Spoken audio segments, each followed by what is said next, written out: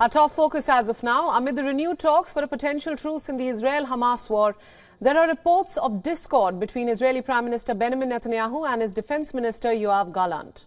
The Israeli media reports that Netanyahu has barred Gallant from holding talks with the Mossad chief on the hostage release deal in his absence. Reports say that at least twice, Gallant separately invited Mossad chief David Barnea to hold one-on-one discussions, which Netanyahu disapproved of. Gallant sought to be briefed up on Barnea's recent secret trip to Paris for hostage talks before Netanyahu could get any updates.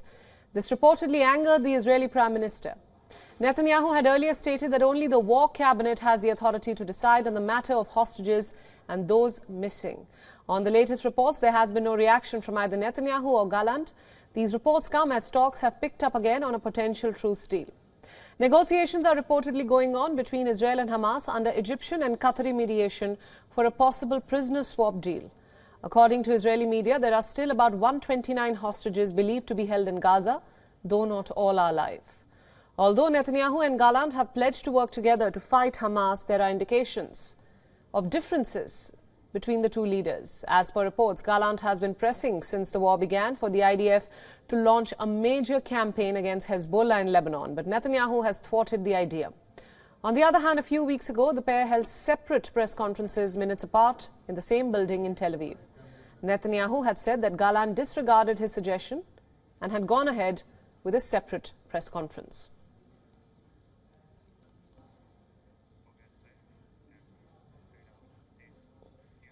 And for more analysis on the story, we are now being joined by former German ambassador to NATO, Joachim Bitterlich.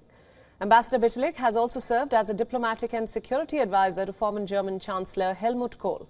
He joins us live from Normandy, France. Ambassador, welcome to WION. Hello. Now, clearly all is not well between the Israeli Prime Minister and Israel's Defense Minister. What could be the cause of friction? The cause of friction is, on the one side, what I call the general line of Benjamin Netanyahu, who published yesterday in the Wall Street Journal his lines for any peace at Gaza. Free conditions, demilitarization, de-radicalization of a society, destruction of Hamas. And on the other hand, you have a second front. And yesterday, the Israeli army, the air forces, have been bombarding a house near Damascus in Syria, killing an Iranian general who is, let's say, the supervisor of a delivery of arms to Hezbollah. And the Iranians have called for vengeance for this hostile act of the Israelis. And therefore, there are natural tensions within this war cabinet in Jerusalem. I think it's normal to some extent, because the hardliner number one is Netanyahu himself, because he tries to survive. At the same time, the army is looking for its own goals and have a certain margin of maneuver. And the chief negotiator for any negotiations on hostages or the ceasefire is the head of Mossad. Right. And therefore, it's natural that Netanyahu tries to have him, let's say, under total control from his side, and where there are no others who are talking to him at the same time. And this is, to some extent, I understand him, in order to control the whole procedures. But on the other hand, what the Israelis need, and these are the Egyptians and the Qataris are asking for, is a certain flexibility.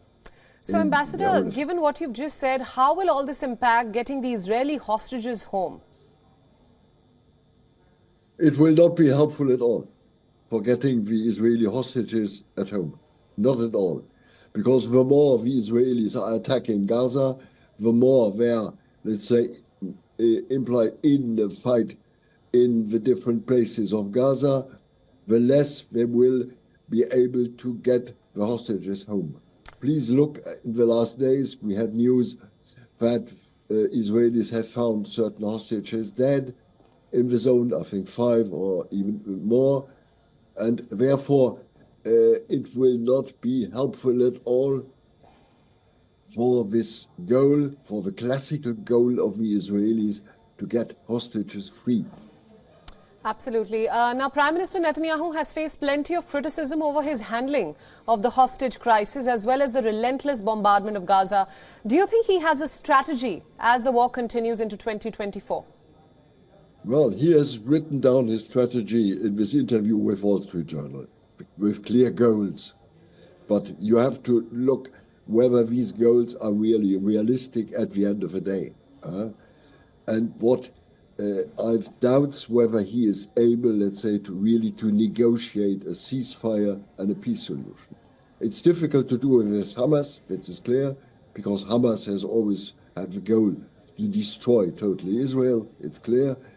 But I think most of the forces in the Middle East, including the Egyptians, the Qataris, and even the Saudis, are interested in stop this war and at the same time get Hamas under control. Because for the majority even of the Arab countries, Hamas is the danger. And at the same time, the other danger is Netanyahu to some extent. Right, Ambassador, that is extremely insightful. Thank you so much for all your insights and thanks for joining us on WION World is One. It's always a pleasure to work with you. WION World is One is now available in your country. Download the app now and get all the news updates on the move.